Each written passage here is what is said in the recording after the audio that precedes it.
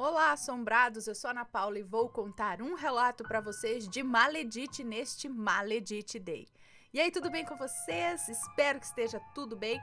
Já vou pedindo para você não se esquecer de deixar o seu like neste vídeo e não se esqueça de fazer aquela visitinha à nossa loja virtual, a lojaassombrada.com.br, combinado? Então, bora lá pro relato de hoje, que é este daqui, A Porca e o Macarrão.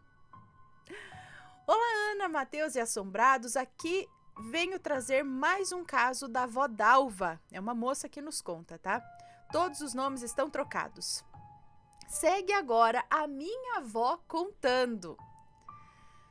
Então agora é a avó dela. Lembra que a avó dela escrevia essas coisas e aí ela tá repassando do jeito que a avó dela escreveu, do jeito que a avó dela contou aqui essas histórias. Então agora é a avó dela contando, a avó Dalva. Como já contei em minhas histórias, desde pequena morávamos na roça. E apesar da nossa luta, perdas e muito trabalho, a nossa família era muito bem vista na cidade. Tão bem vista que até despertava inveja. Me lembro que o meu pai, José, adorava criar bichos tais como porcos, galinhas e vacas. Tínhamos uns 6 porcos na época.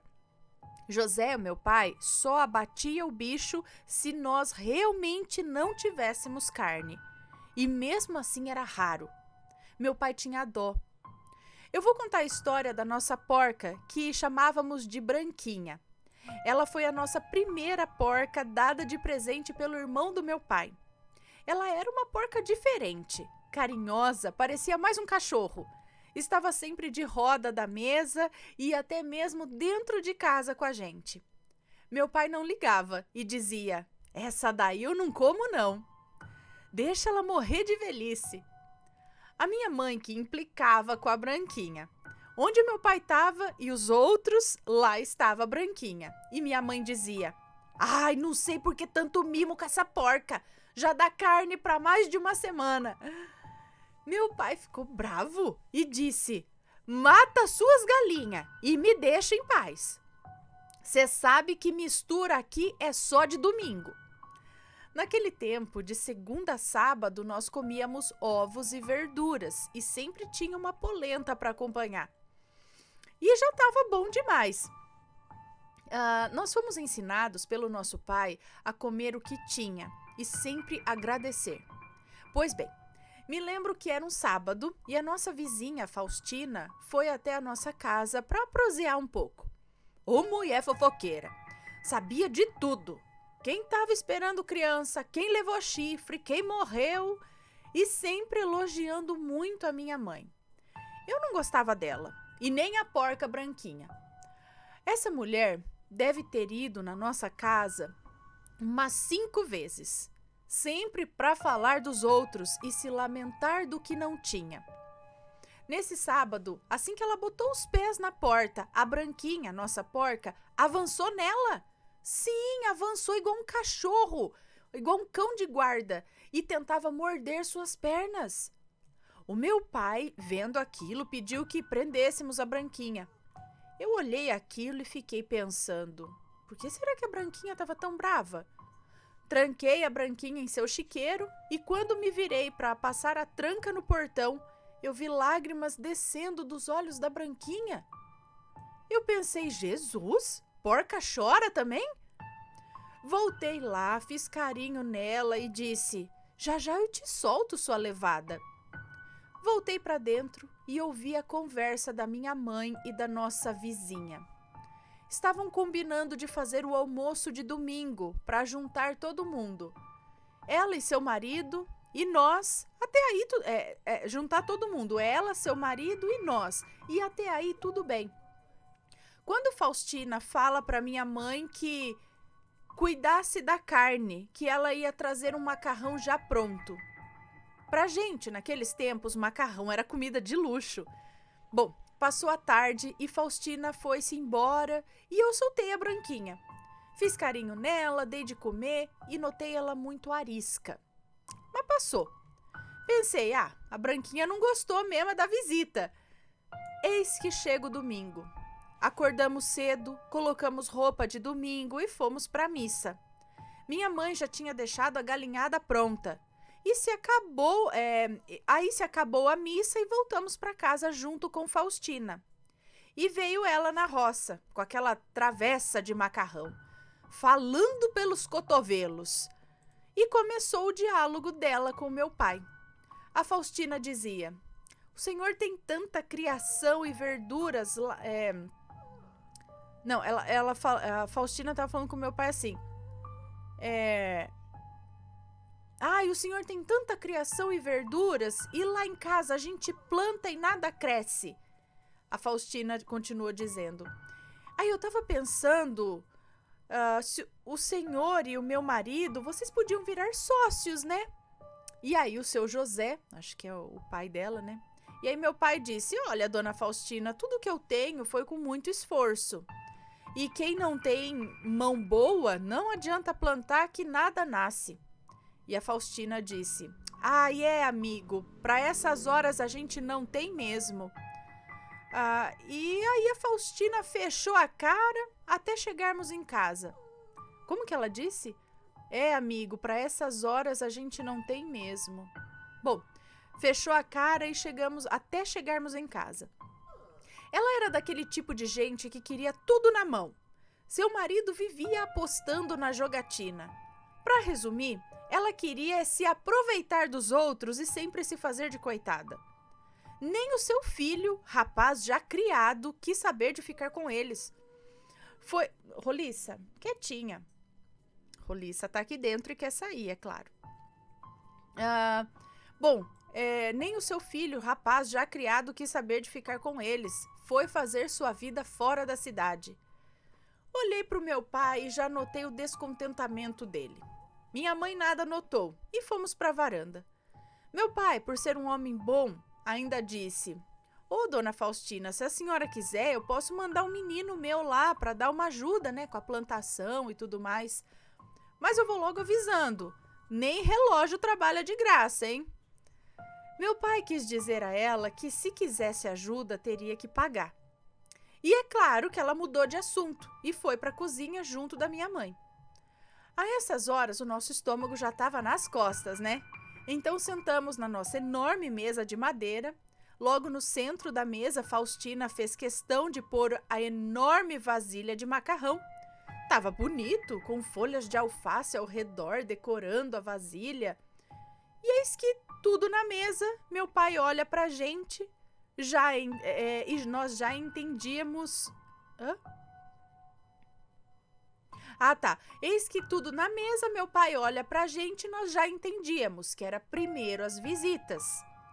Quando a Faustina falou: esse macarrão eu fiz com todo carinho para vocês, e sugerindo assim que nós comêssemos primeiro, entendeu? Logo na beira da mesa tinha uma janelona que vivia aberta por conta do fogão a lenha. Quando do nada a Branquinha, nossa porca de estimação, se joga com tudo na travessa de macarrão. Ela pisoteava, revirava, toda emporcalhada de barro. A cara da Faustina foi de espanto. Ela nem disfarçou o susto com aquela cara de raiva e saiu porta fora xingando todo mundo. Ela dizia: porca maldita, se tu fosse minha já tinha virado banha. Eu não preciso nem dizer que o almoço foi totalmente destruído. Meu pai, furioso, pegou o chicote e deu na Branquinha. Ai, como eu chorei. Eu esperei o meu pai se acalmar e fui ver a Branquinha. Tava alegre, me lambendo, como se nada tivesse acontecido. Voltei para a cozinha e fui ajudar na limpeza. Era macarrão para tudo quanto é lado. Nós tínhamos uns 8 cachorros. Daí o meu irmão botou eles para dentro para comer toda aquela comida espalhada pelo chão, né? A única coisa que deu para salvar foi a panela de frango da minha mãe.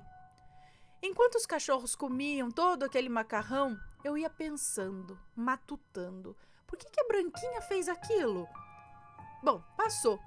Fomos conseguir almoçar, já era mais de 3 horas da tarde.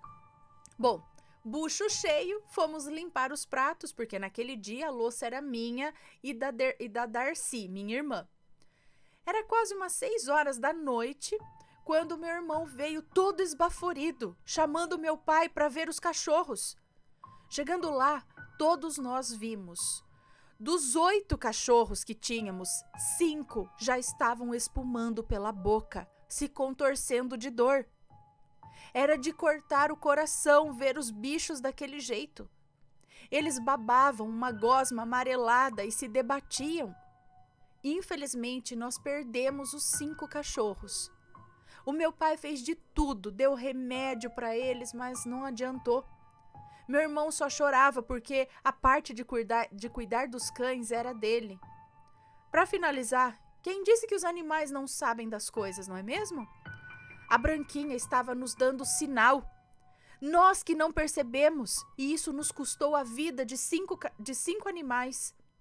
Agora eu pergunto, e se fosse nós? Com certeza aquela bruaca invejosa colocou alguma coisa no maldito macarrão. Eu tenho trauma de macarrão até hoje. E no final das contas, o meu pai se arrependeu de ter batido na Branquinha. E nos pediu para deixar para lá, porque, como sempre ele dizia, você sempre colhe o que planta, né? É tipo deixar para lá, não ir lá reclamar com a Faustina, nada. Deixa que a gente colhe o que a gente planta, né? Bom, quanto a Faustina, ela sumiu. Nunca mais deu as caras. Ficamos sabendo um bom tempo depois que ela e seu marido venderam suas terras e foram para outra cidade. Um pensamento meu. Eu não tenho certeza se era veneno que ela colocou no maldito macarrão, porque às vezes a inveja mata mais que um veneno, principalmente preparado por um ser totalmente desprovido de caráter. Um esclarecimento. Os outros 3 cães só não morreram porque eram bravos e viviam nas correntes pelo quintal para cuidar da segurança do sítio. Anos depois, e já um pouco mais entendida da vida, eu tenho certeza que era sim algum tipo de veneno. Mas para os meus pais, tão simplórios e analfabetos, eles não queriam problemas e abafaram o caso.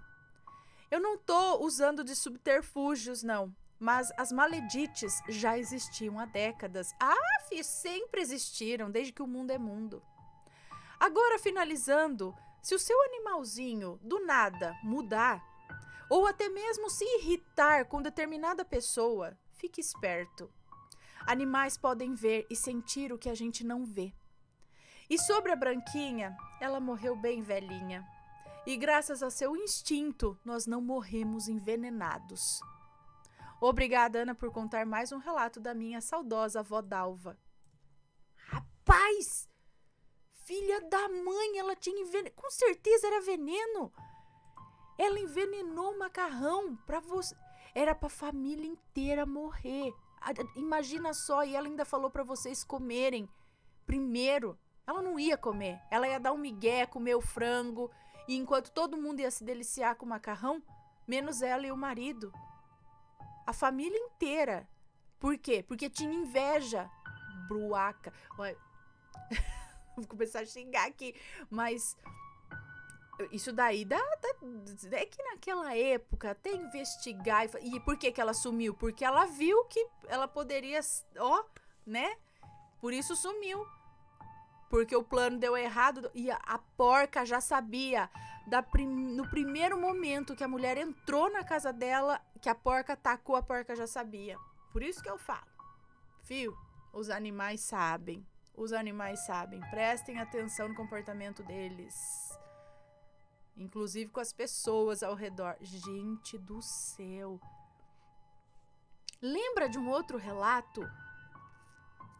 Que a mulher sonhou, eu não lembro o nome, mas ela sonhou que ela foi cuidar da casa com os filhos, ela foi ser caseira daquele lugar e tinha uns vizinhos, um casal, que ela deu um pote, acho que de feijão pra eles. Falou, olha, eu fiz feijão aqui, com bacon, não sei, leva lá pra vocês comerem. E aí, quando ela tava lá, ela aceitou, claro, de bom grado, né, muito obrigada e tal. E quando ela pegou o feijão que ela ia preparar, ou já tinha preparado para eles comerem, ela tinha um filho que ele tinha... a pessoa que mandou o relato falou que ele tinha Eu não sei se era esquizofrenia, algum problema, não vou dizer um problema mental, mas eu não sei, ele tinha alguma perturbação psiquiátrica, digamos assim, que eu não lembro direito. E esse menino derrubou, catou toda aquela panela, aquela coisa que eles deram e jogou no quintal. E a mãe falou, você tá louco? Por que você vai fazer isso? Agora a gente ficou sem a comida e não sei o quê. E ele só fez isso, tipo, não deixou ninguém comer, jogou. E as galinhas foram lá comer o que foi jogado no terreiro lá. E as galinhas morreram todas. Ou seja, tava envenenado também. Gente do céu, meu, não é só macumba não. É veneno de verdade. Embora abrir bem os olhos, né? Tá louco, que povo invejoso do caramba. Não consigo acreditar, gente, como pode ter gente assim. Pior que tem. Conhece alguma história assim? Conhece alguma maledite? Manda um relato pra gente. Esse foi o relato de hoje. Um grande beijo e a gente se vê no próximo relato. Fui!